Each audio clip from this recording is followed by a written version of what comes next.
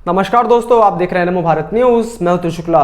दोस्तों, एक समय था जब भारत में विकास के नाम पर केवल जनता का मूर्ख बनाया जाता था। जनता को ऐसा पागल बनाया जाता था कि उसे पता भी नहीं चलता था कि सरकार उनके वोट को लूट कर खा गई और उन्हें बदले में लॉलीपॉप तक नहीं दिया गया। यह हालत कांग्रेस की सरकारों के समय में हुआ करता था, लेकिन सरकार बदली क्योंकि जनता जागरूक हुई और जनता ने कांग्रेसियों को उठाकर ऐसी जगह फेंक दिया जहां से उठकर वो किसी और राज्य में सरकार बनाने उनकी इतनी औकात नहीं रह गई। इसके चलते आज पूरे देश में विकास का एक माहौल है, विकास की लहर आई हुई है।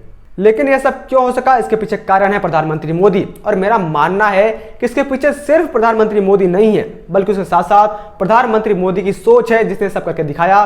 उसके साथ साथ देश के इंजीनियर्स का कमाल है। वरना आप ही सोचिए कि क्या इससे पहले देश में इंजीनियर्स नहीं थे? क्या मोदी रातों रात रूस और अमेरिका के इंजीनियर्स को भारत उठाकर ले आए या फिर कोई एलियन टेक्नोलॉजी ले आए? नहीं, ऐसा कुछ नहीं हुआ।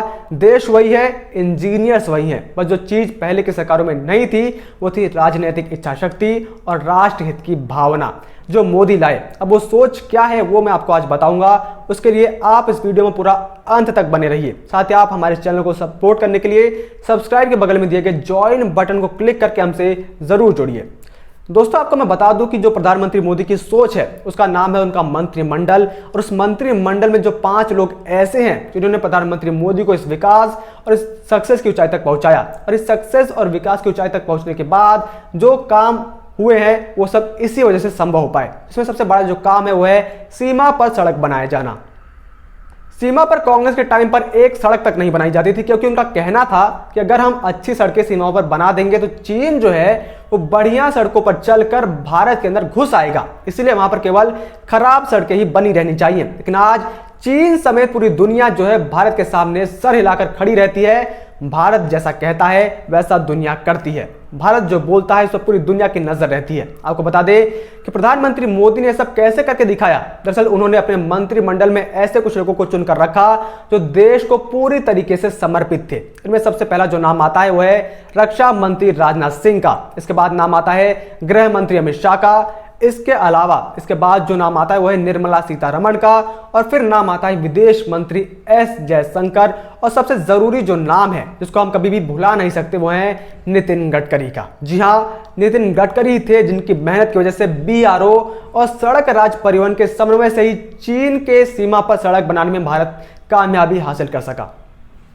और ऐसी सड़क बनाई कि आज दौलत बेग ओल्डी से लेकर लेह लद्दाख होते हुए सियाचिन तक सड़क पहुंचती है, जो चीन की सबसे बड़ी आंखों की किरकिरी है। और यही कारण है कि चीन लगातार भारत के ऊपर हमले कर रहा है, भारत को उसके विकास कार्य को आगे बढ़ाने से रोकने का प्रयास करता रहता है। लेकिन आपको बता दूं कि इसी कड़ी में भारत ने बहुत ही बड़ा एक अचीवमेंट हासिल कर लिया है। दोस्तों, आपको बता दूं कि सीमा पर चीन के साथ विवाद के बाद ही भारत सीमा पर अपने इंफ्रास्ट्रक्चर को बढ़ाता जा रहा है। और इसी कड़ी में भारत ने जम्मू कश्मीर को भारत से जोड़ने के लिए जम्मू कश्मीर के रियासी चिनाब दरिया पर विश्व के सबसे ऊंचा रेलवे पुल का निर्माण करके इंजीनियरों ने इतिहास रच दिया है। इस ब्रिज का निर्माण पूरा हो गया है। रेलवे ब्रिज के दोनों सिरों को जोड़ दिया गया है। ब्रिज कन्याकुमारी को सीधे कश्मीर से जोड़ रहा है। रेलवे ब्रिज दिल्ली की स्थित कुतुब मीनार और पेरिस की आईफिल टावर से भी ऊंचा है। इस पुल के निर्माण के बाद अब चाहे पाकिस्तान हो या फिर चीन, दोनों की गर्दनें तोड़ने में भारत को समय नहीं लगेगा।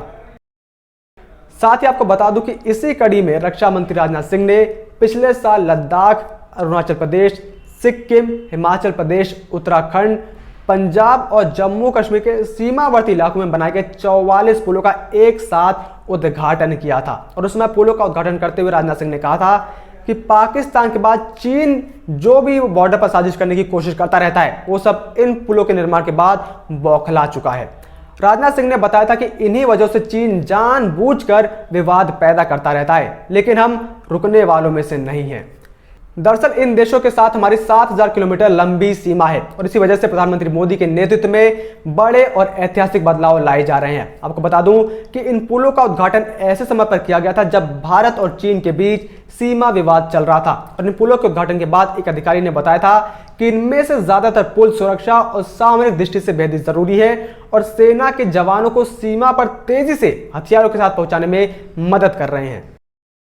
इनमें से 7 पुल तो केवल लद्दाख में ही बनाए गए हैं ताकि चीन के एक घुसपैठ करते ही 7 जगहों से भारतीय फौज आकर चीनियों की गर्दन उसी जमीन के अंदर गाड़ दे। आपको बता दूं कि जो पुल है ये सिर्फ सेना के लिए जरूरी नहीं थे, बल्कि उसके साथ साथ देश के विकास में भी बेहद ही जरूरी थे, वहां की आम जनता के लिए बेहद ही जरूरी थे। वहीं इन पुलों के साथ प्रधानमंत्री मोदी के नेतृत्व में हिंदुस्तान में चीन की चालबाजियों के खिलाफ नए अंडरग्राउंड हथियार तैयार कर लिए गए। भारत के इस अंडरग्राउंड हथियार का नाम है लेह मनाली रोहतांग अटल टनल। जी हां, आपने बिल्कुल सही सुना, लेह मनाली रोहतांग अटल टनल। वो सुरंग है जो हर मौसम में भारतीय सेना के काम आएगी।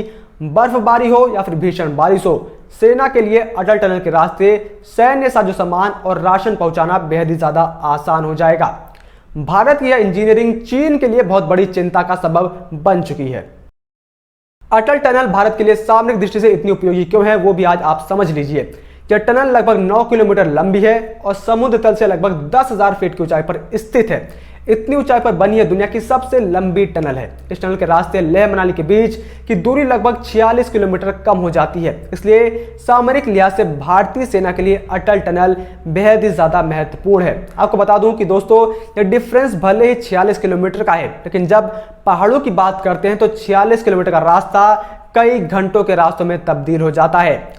अगर आप सड़क के माध्यम से अगर इसे तय करने की कोशिश करें तो मात्र आपको एक अच्छी गाड़ी में भी कम से कम सिर्फ 1 से 1.5 घंटे ही लगेंगे, लेकिन जब आप इस रास्ते को पहाड़ी इलाकों में तय करने की कोशिश करते हैं तो आपको करीब 5 से 6 घंटे एक्स्ट्रा लगते हैं। अब अगर इस समय को कम कर दिया जाए तो मतलब भारतीय सेना के लिए आधे दिन की बचत हो जाएगी।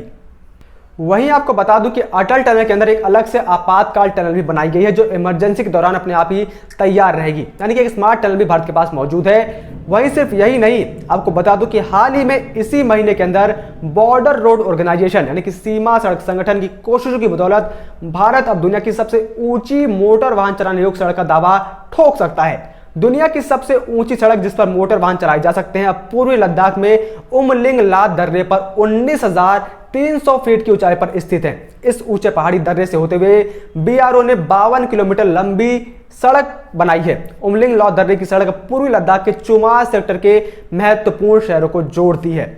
इस सड़क की वास्तविक स्थिति को ऐसे समझ सकते हैं कि यह माउंट एवरेस्ट के बेस कैंप से भी ऊंचा है। यह लेह से चिशुमले और डेमचोक को जोड़ने वाला एक वैकल्पिक सीधा रास्ता बन गया है, जो सेना के लिए साथ ही स्थानीय लोगों के लिए एक वरदान साबित हो रहा है। बाकी आपकी इस पर क्या राय है, आप कमेंट करके जरूर बताइए। और अगर आपको ये वीडियो पसंद आई हो तो इसे लाइक करना मत भूलिएगा और इसे ज्यादा से ज्यादा मात्रा में शेयर जरूर करें। जय हिंद, जय भारत। वीडियो को लाइक, सब्सक्राइब और शेयर करना ना भूलें। अपने विचारों को कमेंट बॉक्स में लिखकर हम तक जरूर पहुंचाइए।